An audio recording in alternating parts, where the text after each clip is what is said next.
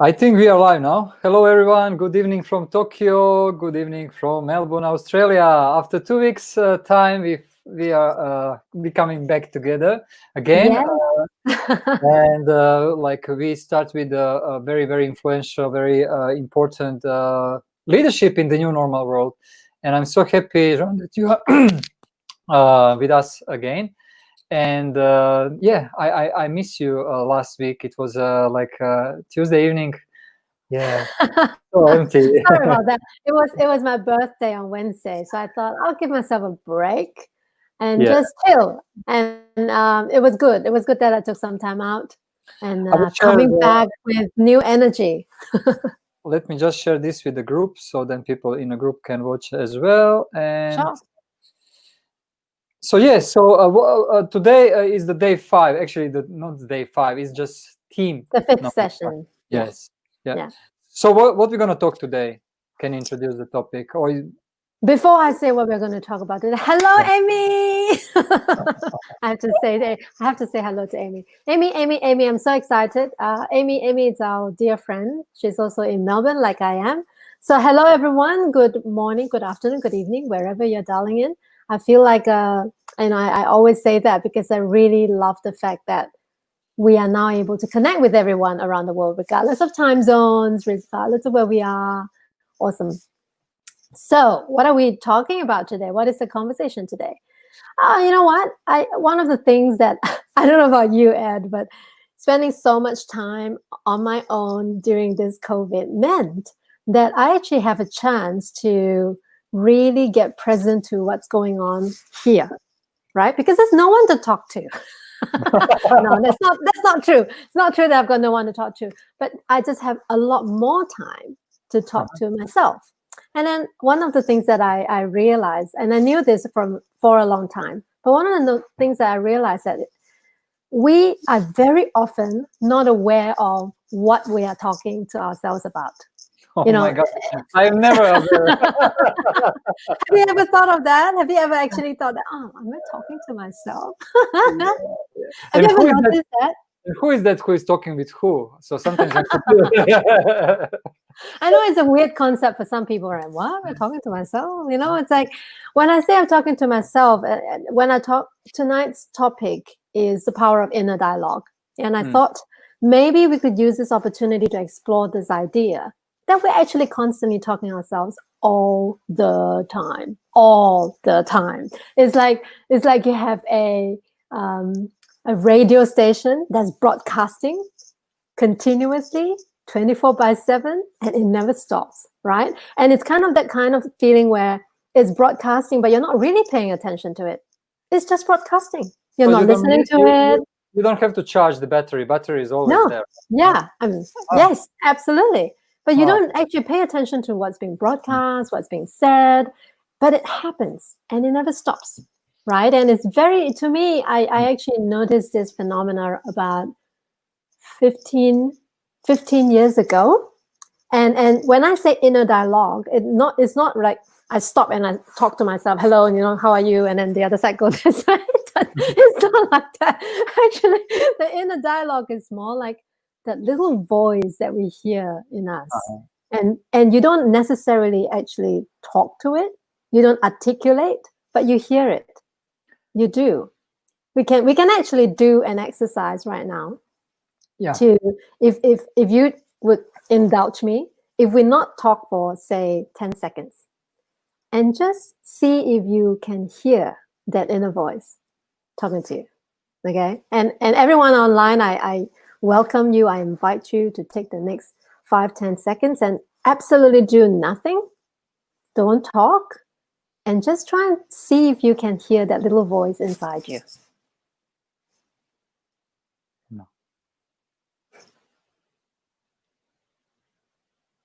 5 more seconds.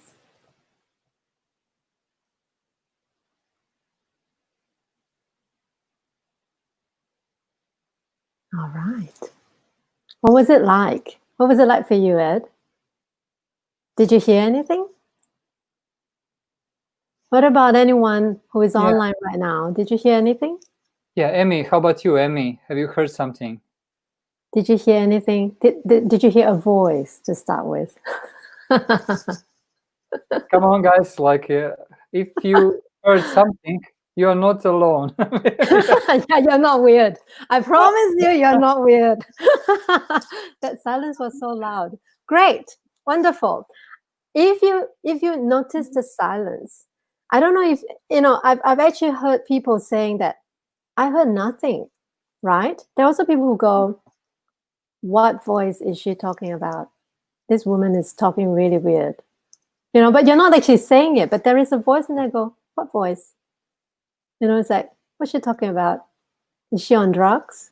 And I often have that conversation with people. I said, have you ever noticed that you're talking to yourself all the time? And I go, what are you talking about? You're crazy, right? I said, no, try and pay attention to that voice that's constantly talking to you. When you see a good-looking girl, you go, ooh, pretty, right? And then you might start thinking about different things. That's that voice. If you see something that you like or something that you don't like, and you start hearing something in your head that goes, opinions, judgments, assessments. Is this good? Is this bad? Do I agree with it? Do I not agree with it? Should this happen? Should this not happen? All of that is constantly going on in our head. It is automatic, but we don't necessarily notice it. That's what I mean. It's like a radio station that's broadcasting 24/7, but you're not paying attention to it at all. It's like background noise, but it's there. It's right there. And it is this dialogue that I'm talking about that actually gives you the experience you have of life. And it actually gives you all the thoughts and all the feelings, and in fact, all the behavior that you have. So tonight, we're going to look a little bit into this little dialogue thing and try and unpack it a little and see if that is something that you can be a part of, and start to be aware of, because it is actually one of the most powerful places to be. For Amy to say that silence was so loud, even in silence, you can hear something. And this is really something I've practiced over the years. Once I learned this technique 10 years ago, and this is a technique I will share with everyone today, tonight, later. How can we actually tap into this? It actually gives you access to an inner wisdom that every one of us have, but never knew was there. It's a very, very simple, but very powerful way to connect with yourself. And this is I chose this as part of our self-leadership series in the in the new normal, because I feel that so much of it comes from us. So how can we access what is already in us instead of looking outside of ourselves? So maybe that's the conversation I'd like to have tonight. Brilliant. Okay. Looking forward. Yep. I am going to share a short presentation that I have prepared, and I'm going to use this to guide me again. As you guys know, I like to provide some visuals and also text so that it will help everyone to kind of frame what we're having a chat about tonight. So tonight, this is the power of the inner dialogue. And so let's get started. Sorry, let me play this. Yeah, please, presentation, yeah. Brilliant. So this is me. It could be any one of you. Of course, if you're a guy, you could change this picture to you. Just imagine that this is you. So what normally happens in the world is that someone is saying something happens. Someone says something, someone does something happens, an event happens. And what happens is that we automatically go into an evaluation, a judgment, an assessment mode. This is something that is so automatic. It's like gears in our head, and it just goes. You don't need to press any button to turn it on, and actually you can't even turn it off, even if you try. There's a lot of conversations about, do I agree with this, disagree, good, bad, right, wrong, should, shouldn't. There's a lot of reasons. Oh, why did that happen? Or there's a lot of justifications. There's a lot of opinions. There's opinions about what someone said something, someone did something. There's opinion about what someone else's opinion is about what has happened. You create conclusions out of all these assessments and all this evaluation that's going on. And you end up with a certain set of thoughts and feelings. And these thoughts, you might think that the thoughts come from you. As in, Joanne has that thought. But it actually doesn't necessarily mean that you are thinking that thought. That thought just happens. It happens as part of the programming that we have inherited since we're young, through the experiences that we've gone through, or the good and the bad, through what society teaches us, our education, what our parents gave us, the books we read. We are, our generation, well, my generation at least, I was born in the 70s, we moved from very traditional way of learning into the internet world. And the next few generations came into a world that's filled with social media. So there's a lot of things that's going on that feed us data. So it's all caught by our brain. It's like one mega camera supercomputer that takes in every single thing that's happening out in the world around us, whether it's related to us or not. It doesn't really matter. You pick everything up and everything is stored right here. And every time, every second, something happens. Someone says something. Someone does something. You have an opinion, a judgment, a conclusion, and it shows up as your thoughts and your feelings about it. And these are what gives you the reactions that we have to something. So for example, a very simple example, when I was a kid, I remember my dad struck lottery and he said to my brother and I, the two of you can pick one present each. He didn't tell us whether there was a budget or anything. At that time, I don't think anybody really knows the idea of a budget. Anyway, I went straight for a pair of track shoes. It was my first pair of track shoes in pink. I remember. I don't think it was a Nike or anything. It was just a pair of track shoes. I really wanted a pair of pink track shoes, and I got that. It was my first pair of track shoes. My mom brought me. We went to bought the track shoes. I was so excited. I went home, and then my brother, I saw him with a flashy new toy. It was the Xbox. At that time, I'm 46 this year, so minus 35 years or so, right? Think about 35 years or so. At that time, Xbox is first generation, and really, really expensive. And I thought, oh, I didn't know I could ask for such an expensive present. So I turned to my mom and I said, Mommy, can I have another present? Because this pair of shoes is so much cheaper compared to what my brother had as a present. And my mom said, no, your dad said one present. That's what my mom said. Mm-hmm. No, your dad said one present to my request to have a second present. And in that moment, even though I was a young child, I remember I actually decided, just based on what my mom said to me, no, you already have your present. I felt rejected. And I decided that my parents didn't love me as much as my brother. And I tell you, it sounds so silly right now, right? But I remember that as if it was yesterday. I remember that moment of being told that I'm not, it almost felt like I'm not worth the same value as my brother. His present was $200, mine was $40. And that stayed with me throughout my life until 15 years ago, when I learned this presence of an inner dialogue. That was when I began to see, oh my God, my life has been run by that one decision I made based on something my mother said. So let's unpack that a little bit, right? What exactly happened in a situation like that? You see, there's something that happened, someone said something happened, an event happened. Now, these are the facts. My mom said, no, you are only allowed one present. That's what she said. It's a fact that she said that. Then the critical thing to ask yourself, if you think about something that happened to you, it could be a very innocent comment, or it could be a bigger event in your life that meant a lot to you emotionally, something very symbolic, something very significant. Just pick any event, and ask yourself, what happened? Are you able to identify what are the facts surrounding what happened? Not how you felt about it, not what you think happened, but really, really, really, what happened?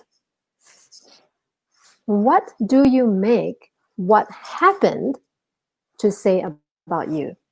And that's the crazy part. We human beings never just stop at looking. We don't just look at something and just look at it for what it is.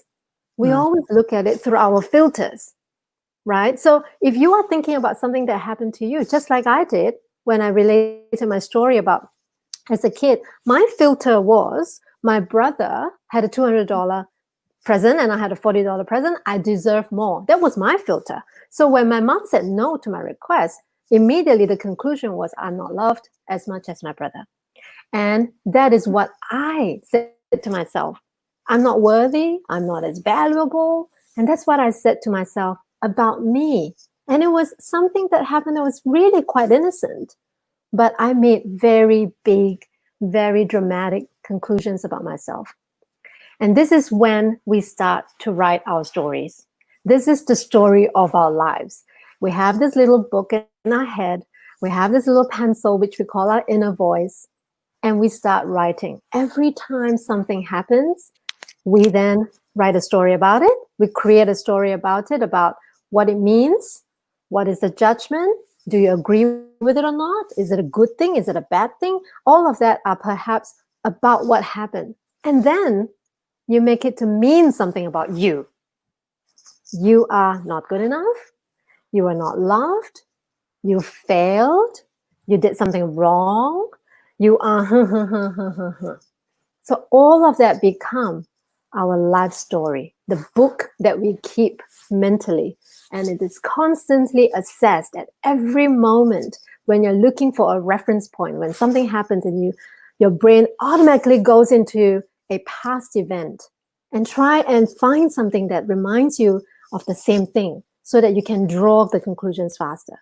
You see, for us, from a neuroscience perspective, our brain's primary function is to protect us, is to help us to survive in the most efficient possible way, the fastest way to get to protecting us.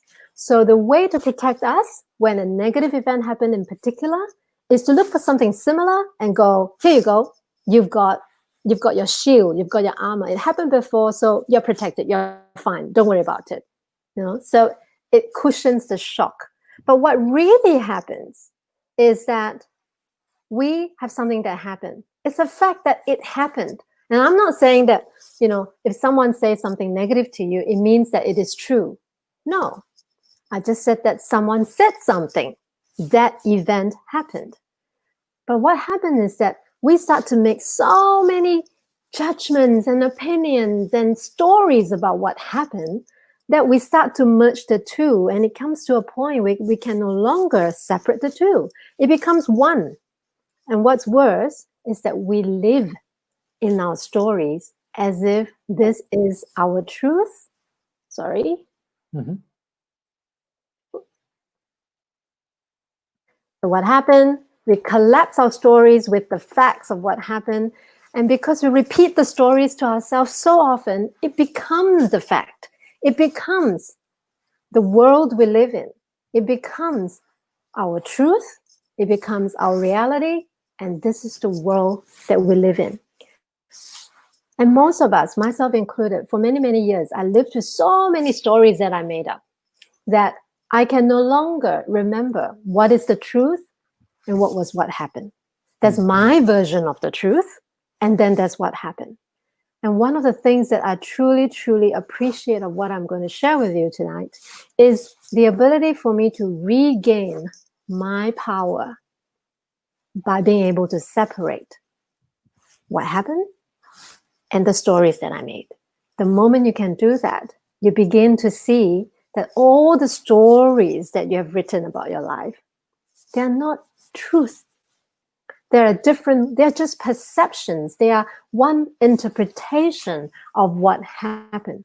Let me share another story, which might give everyone a different way of looking at this. It's an adult story, so no longer a kid. And you may, please, think in your life, is there a story that is actually start with, is there a truth for you? Is there something that to you is the absolute truth? That is your reality. This has always been the case for you. And then start to ask yourself the question, is this really true? Can you remember what exactly happened? So here's my story. There was one job when I was the vice president of marketing for a company. And during my last performance review, at that time, I didn't know it was my last performance review, but at one performance review with my boss, we were having a little difficult conversation. I was very uncomfortable. It wasn't going the way I wanted. And finally, my boss said something to me, and this is what he said. These are his words. He said, "Joanne, why did you cry at work?" The week before I did. I was so stressed. I can't remember exactly what happened, but I did cry. And he asked me, "Why did you cry at work?" I was a bit surprised, to be honest, when he asked me that. And before I could respond, he said to me, "Crying is a sign of weakness. Do not cry at work. Crying is a sign of weakness." And I remember in that moment, my first reaction was, this man is cruel. He has no empathy. He has no compassion. He didn't want to hear my explanation why I cried, And I said, this man is a terrible boss. I said, I cannot work with him. And I went into that world and I just kept going. It was automatic. And I remember the moment he said that, I burst into tears. And he sat there and he looked at me. And I thought, this is it. I've screwed up. I've lost this job. I'm going to be fired. And I decided that before he fires me, I'm going to quit. So in the next 6 months, I looked for a new work and I was planning my exit. And later on, I realized when I got introduced to the technique that I'm going to share with you next, I had an opportunity to separate the facts from what happened. Sorry, the facts from my stories. Hello, baby. Are you here to help me? Hi. It's my son, and here to say goodnight. Okay. See you tomorrow. Love you. That is my beautiful son. Those of you who have not met him, it's the first time he's First time in our online. show. Yes, first time he's come online. Yes. So back to the story. And when I started to separate that, what he said to me that day was, crying is a sign of weakness. He said that. It's a fact that he said that. But even though I disagree with what he said, it's a fact that he said that. But I made so many stories around that. Stories about who I think he was. He's a jerk. He's a terrible boss. He's unsympathetic. He's I just kept going. Watching this video, right? Yeah. And then I go, I can't work for a guy like him. And then I turn the camera towards myself and I go, I don't belong here. This is the wrong team for me. I'm better off somewhere. And then I started saying things about myself just because he said that. And also from that point onwards, I think I was 32 at that time. It's quite old, 32. But I took someone's opinion and made it my reality. And from that point onwards, I trained myself to not cry. Now, those of you who know me know that I'm a very emotional person. I have a reputation for being a crybaby. You are. So you can imagine how constrained I felt during that time when I told myself I cannot cry because crying is a sign of weakness in the real world. In the real world, in the grown-up world, crying is for kids, for babies. I need to behave like a real grown-up. So I spent the next 3, 4, 5 years pretty much, holding myself a particular way and said, no, I'm not going to cry. And I suffered for it. I have to say I suffered for it. It was a huge disconnect from who I am. And I lost my authenticity. I could not express myself. And it was really, really hard until I learned this step. The 6-step process, which gave me an access to really harness my inner power by looking at the dialogue that I'm having with myself. So the first thing is, for those of you who are listening to this for the first time, if you've so far been following me, and you are beginning to have an idea that, yeah, maybe even though I didn't hear any voice just now, maybe I do have that voice. Play around with that idea, because as soon as you are aware and that you acknowledge that you do talk to yourself, in fact, you are the only person you talk to all the time. You're the only person you can never shake in your life. This person will be with you from the moment you're born to the moment you check out of this world. This is the person you can never shake. And this is the person you're always talking to. And once you are aware of that and you acknowledge that you talk to yourself, you're not crazy. It's just the machinery in us. It's the programming that every one of us have. And we are all unique. We may have a cultural component to it, a familial component to it, an educational component to it, but all of us are shaped by the experiences and the different things that we interact with, the people that come into our lives. These things give us the holistic environment, the mental environment that we're in. The second thing you can do to really tap into the power of inner voice is, once you've acknowledged that there is a conversation going constantly, whether you acknowledge it or not, it's there. But once you acknowledge it and you start to pay attention to what is going on between your two ears, you become the observer of your inner dialogue. So you observe what happens. And I encourage you to journal what you observe, to write down literally, write down for yourself. You could take one thing a day at the end before you go to bed. Take one thing that happened during the day, or one memory that comes to you, and look at it and try and unpack it, right? Observe, what did I say to myself when this happened? When someone said this, what did I say to myself?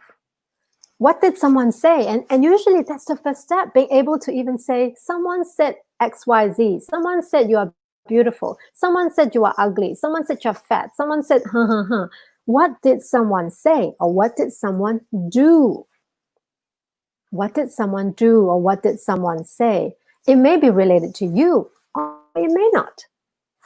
So perhaps someone like Donald Trump is saying something and you have a reaction to it. Oh, this guy is he mental? Why is he saying things like, you're drinking, drugs to cure COVID? And that's crazy, right? So that's the inner dialogue I'm talking about. So number two, after being aware and acknowledging that there is a conversation going on, you observe, what is that conversation about? And it doesn't need to be smart. It just needs to be present, that you become the observer of your thoughts and everything that's going on in your life between your ears. So the next two steps I've already kind of talked about. You want to identify what happened, and you want to identify what you say to yourself about what happened, whether it's about other people or whether it's about you. So at first, it could all be one big mess. Write them all down, journal that, and then maybe you can begin to start to separate.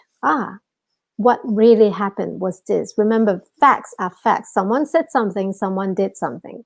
You could include the time, the place, but any other description of what happened is really what is your judgment, observation. Even something like, it was too hot and someone turned on the air conditioning.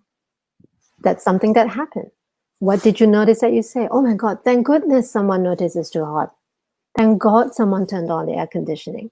Like that. So if you are rigorous, if you are disciplined, and you practice that, you will begin to be able to separate what happened from what you say about it. And when you can separate the two, you then begin to see the stories you have written, the stories that you've created without even thinking about it. You didn't need to think, they just happened.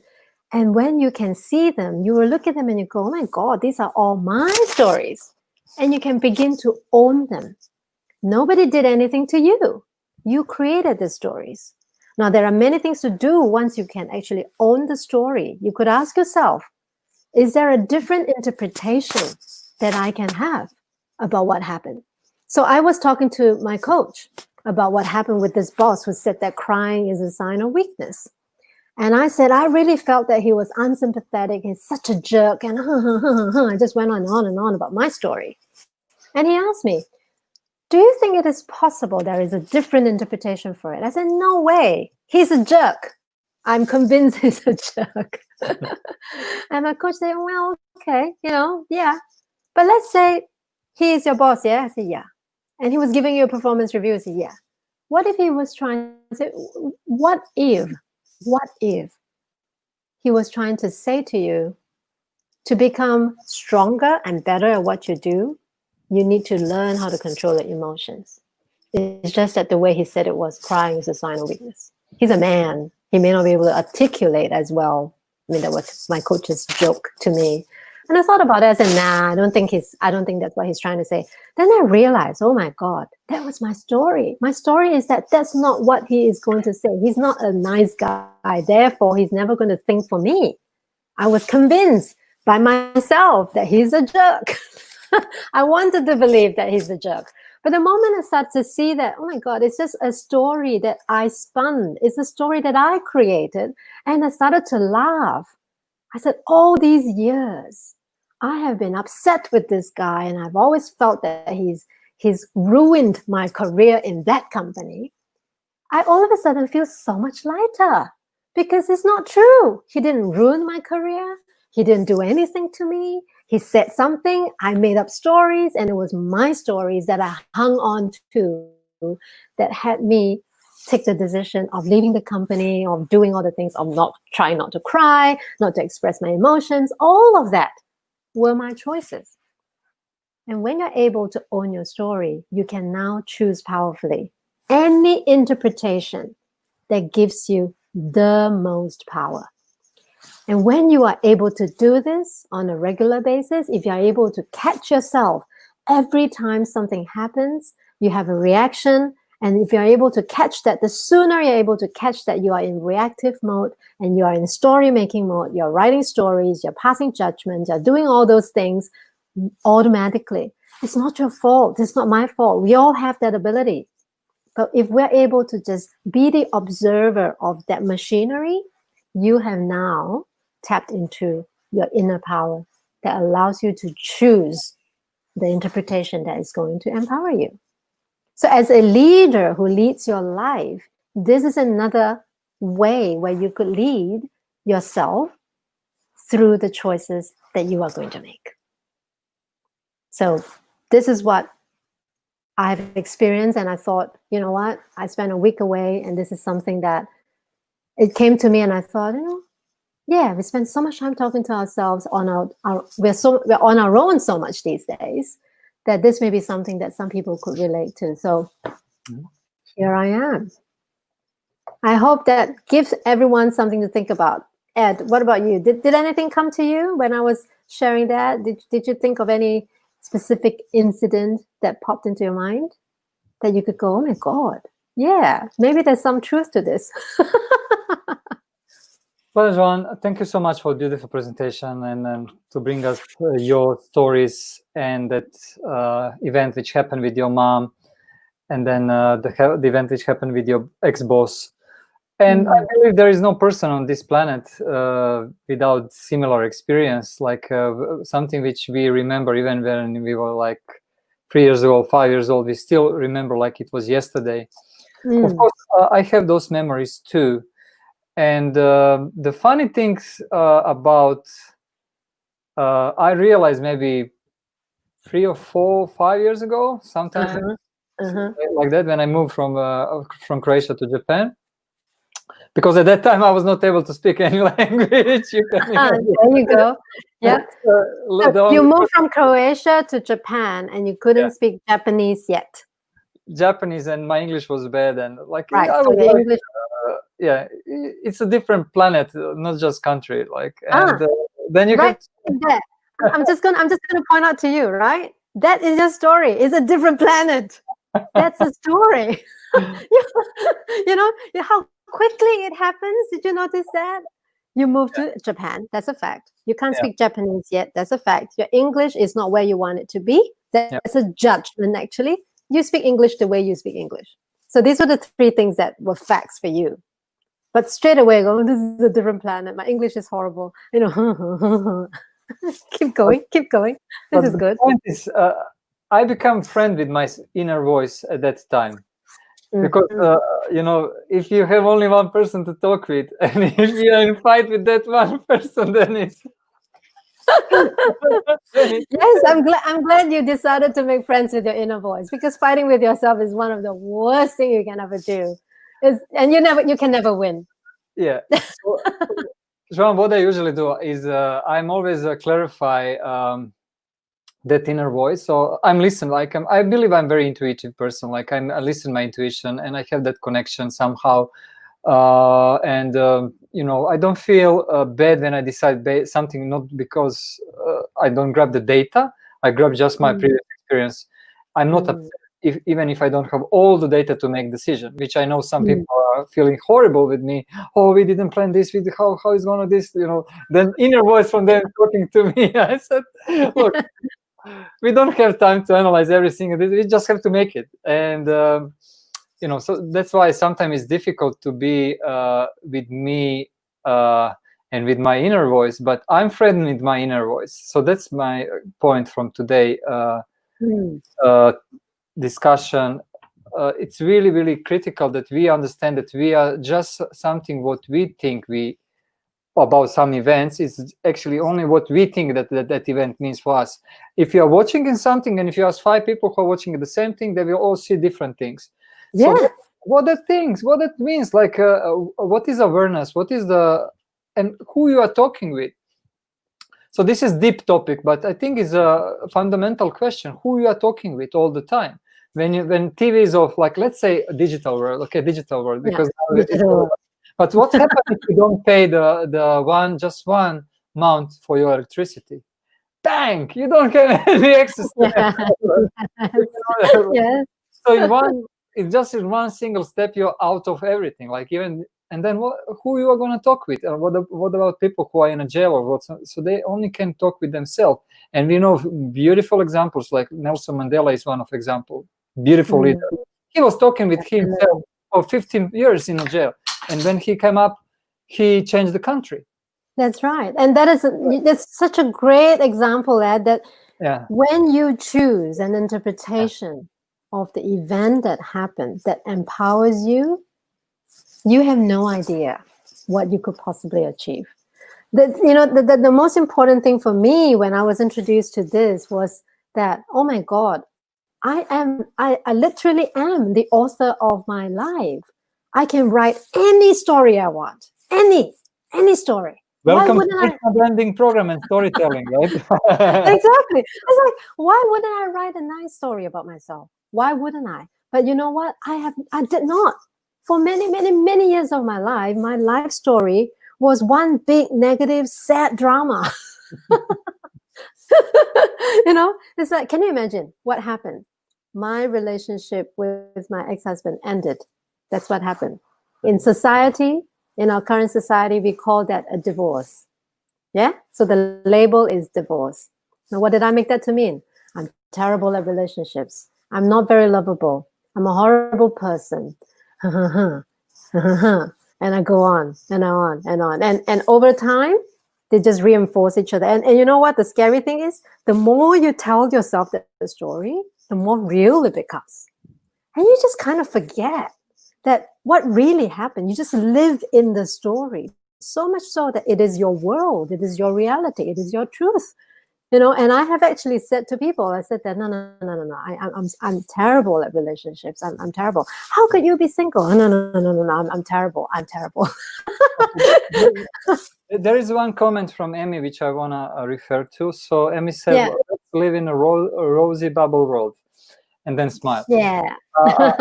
This is my opinion, just my inner voice opinion. Like, I strongly believe I met people who are happy and people who are I don't know say successful, because that's the word which is very different opinion about happy. Let's say happy. Yeah. And fundamental question, why they are happy? Why they are happy? Because that inner voice is talking with them daily, that they are happy. And yes, if that's the therapy, that you have to talk with yourself on the way that makes you feel good, that makes you feel relaxed, that makes you feel proud on yourself, that makes you feel like that you don't have any bad feeling about something what you're doing. And if that's something which is living in the rosy bubble world, then welcome to my world. I really like that world. Beautiful, beautiful. You know, there's another, there's a term that I've come across which I find really a good reminder for myself. When I find myself in a negative space mentally, something negative happened, or I find myself in a low mood, low energy kind of days, you self-soothe. So instead of reaching for digital media, Facebook, live somebody else's life through social media, or turning to TV, or eating, or chocolates, or snacking, or whatever. I'm not saying any of this is wrong. Don't get me wrong. We are now on the Facebook, so we cannot. yeah. None of this is wrong. But you actually have the power to self-soothe. And self-soothing is inner dialogue. It is about talking to yourself with kindness, with love. If you are the person who is going to be with you 24/7, whether you like it or not, whether you like this person with you or not, it's like your shadow. It will never go away. It's right there. Learn to become friends with it. That's my suggestion. Learn to love this person that you're with. Learn to talk to this person as if it's your best friend. She's your best friend. He's your best friend. Talk to the person as if, you know what, today wasn't that good, was it? You were quite shitty as a mom. You screamed at us. I said, yeah, I was. So, that kind of moments in the year I was, this bad, and I need to go apologize to him. No, I don't talk. I don't actually verbalize it. I don't sit on my bed and start talking to myself in case someone thinks that you're crazy or I'm asking you to do that. But what I'm saying is that being aware of what you are saying to yourself, even in the moments when you are not conscious. This is the gap that most of us live in. We are not conscious of what's happening. And we are not conscious. You're not able to make the best possible choice for you in that moment. Choice is a function of awareness. I've said this before in my previous sessions, and I would say it again. Choice is a function of awareness. The more aware you are, aware of what's happening, aware of yourself, aware of what's going on inside, the more aware of all of this you are, the more informed you are to make a choice that's going to empower you. Can I Yeah. I also think the important thing about talking with your inner you, it's good to be friend with you. However, we have to understand that each of us have that inner friend, right? And when we are listening, like you explained two events which happened to you with your mom and with your ex-boss. So for what I learned on my skin, and maybe some people I was talking with, when you heard something which maybe you feel it hurt you because it's your mom, so you are very connected with your mom and with your dad, or with your brother, your sister, with somebody who is like your family member.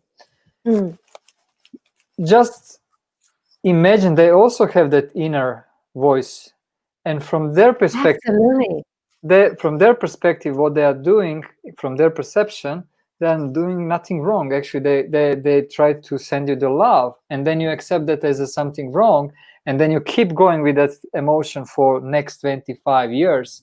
And I can see that some people have that emotion still and still remember, I know it was $500 present and I didn't get that present. I'm like, I know, exactly. I didn't know I could spend so much money. And you made like 2 million, 3 million, 5 million, but you still remember this amount. But that's the thing, like, if we all can do some kind of be the therapist for ourselves, always clarify. So what I'm usually doing, when somebody or someone upset me because my inner voice tried to protect me, then I always clarify, what do you mean by that? Are you saying this? Are you saying that if I'm crying, that means I'm weak? Are you saying that I'm not for this position? Are you saying, what do you want to say? Maybe, and then when you clarify, I mean, go deeper, Yes. 1, 2, 3, Yes. 4, dig, Correct. then you can get completely different insights, and then you don't have to have a trauma for the next 10 years. You know, there is a term for what you've just said. It's so beautiful, Ed. Thanks for raising that. There is another thing that I'm learning to apply, but it has made a huge difference to me, and that is deep listening. And once deep listening, there are 4 levels to it. First level is just the kind of listening that we're talking about. And you listen to someone, it's the normal listening. It's not active. You're just kind of downloading and just listen. The second level is what you said. Listen for facts. Listen for clarification. If it's not clear, ask. That's the next level of listening. And then the next 2 levels is listening with a heart and listening open mind and listening with open will. It's very, very powerful, that technology. But you mentioned just now, and I really want to pick that up. And that is, we very often, when something happens, whether it's a good event or a negative event, whether someone said a good comment or a negative comment, what normally we come up with in our interpretation is some form of there is something wrong. There is something wrong. It's like, oh, there's something wrong here. There's something wrong with me. There's something wrong with him. There's something wrong with what happened. Yeah. Right? There's something wrong. And then you kind of just start, just go. It's really fascinating. And I really encourage everyone online tonight to just maybe spend the next 1 week. Spend the next 1 week and journal what you observe about the inner dialogue. You will be surprised. Sometimes you can go, wow, is that all I say about myself? It's all negative? I saw that. I was the worst critic of myself. It wasn't my mom. It wasn't my boss. It wasn't my ex-husband. It was me. I was the one who said the most negative things about me. And that really hit me hard. And I thought, I need to learn to love myself more. I need to learn to talk to myself with kindness. And it all starts with me. Self-compassion, self-kindness, self-empathy, and just self-soothe generally. And that's really something, for me, it literally saved my life. From a life of constant beating myself up and constantly not even aware that I was doing that. Not aware. That is how unaware I was. And now with me being a little more aware than I was before, I am already seeing things that I never saw. New possibilities, new ways of loving, new ways of expressing my love. And it changes the whole experience, my whole experience of being alive, my reality. My reality is now no longer all negative. Funny, right? I mean, it's the same reality, it's the same life. Nothing has changed, but I look at it differently. And I now do it with a little bit more practice, and I've done it a little bit longer than most people who are not aware of this ability that you have inherently. All you need to do is to build that muscle and just keep using it. Be rigorous, be disciplined, keep practicing it. If you make it a point to be a way of life, you'll be amazed by how someone could say the worst thing to you, right? And I have people who have called me nasty names. But you know what? It really slid off my body as if there's nothing. I don't feel like the person is punching me. I used to like, what? And you become defensive and you react, and then you start, and then you throw punches at each other, and then it just gets really worse. But now sometimes I can just sit back. If somebody is getting aggressive with me, I can sit back and I literally can just get what this person is saying. And I go, wow, that's me to you, huh? Tell me more. It really throws people off. It's like, what do you mean tell you more? I just called you, whatever. I'm not going to say that online. It's like, why aren't you upset? I said, I could be. But right this moment, while my heart is pounding really fast, I'm thinking like, I should be running away from this guy. Who knows? This woman, whoever, right? I should be running away. I should be protecting myself. But in that moment, I choose to stay and go, if you need to say it, please tell me what else is there. And this is the way to really connect with people. When you're not in a constant reactive mode and you are present to what's going on, you're present to what the other person is talking about. I mean, there are lots of conversations in our lives, a lot. But there's no more important, no more powerful than the conversation that we have with ourselves every single day and every moment. Even right now, it's kind of like, Joanne, you better stop talking. It's almost an hour. Seriously. It's a voice that goes, it's 15 minutes. Stop. Okay. All right. That's my inner voice talking with your inner voice. So they are talking. So guys, let's do 2D dimension. We have multi-level dimensions. No, I can hear it. Even like now. It's almost 1 hour. It's almost 1 hour. Yes. Come on, wrap up. Thank you so much. We will continue with this weekly chat. So last week we had a break, and I hope you will be with us next Tuesday again. So we will start 8 p.m. Tokyo time, which is 9 p.m. Melbourne time, which is 7 p.m. Singapore time. And if you are somewhere across the globe, please find what time is that for your time zone. And if you just go to on the Facebook page, you can find the previous. Maybe I will even filter with your name so they can find my tag, because I think it's important to watch from chat 1, chat 2, chat 3, because it's really powerful conversation. And guys, we are just entering in the crisis. The crisis didn't start yet, so we really need to have a good friend with ourselves. I strongly recommend to practice this inner conversation daily and try to say something positive to yourself. Yeah, Try. just one thing. I have to jump in here. My inner voice says, jump in. I want to end tonight's session with quoting our dear friend's Amy point. And she said, my inner dialogue is often repetitive. Yes. And that is one thing that you would notice. And this is the work that you need to do. You will notice that a lot of what you say is the same. It keeps repeating, maybe in different ways, but it's really just the same. That's what this is the part that I really want to point out to us, that it's actually automatic. You're not even an active participant in this conversation most of the time. Most of the time, you just go, It's automatic. The thoughts come, the things come. You're not even in control of what's being said or done in your head. So when you start to observe the thoughts, the conversations that you have, you begin to be able to go like what Amy said.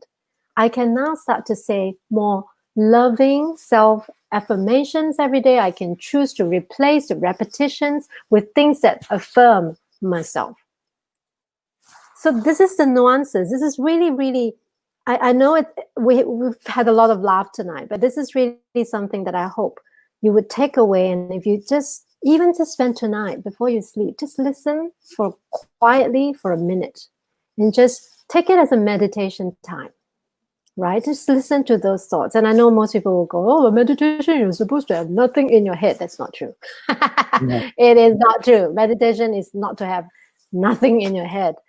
That's another topic altogether, another day. But meditation is really getting connected to yourself, and that is one way to do it, to really honor your voice, not just the voice you speak, but the voice that exists inside you that is waiting to come out. So that's a really lovely way to just connect with yourself and just pay attention to what's going on between your ears, and pick only kind words, loving words for yourself, please. Do yourself that favor.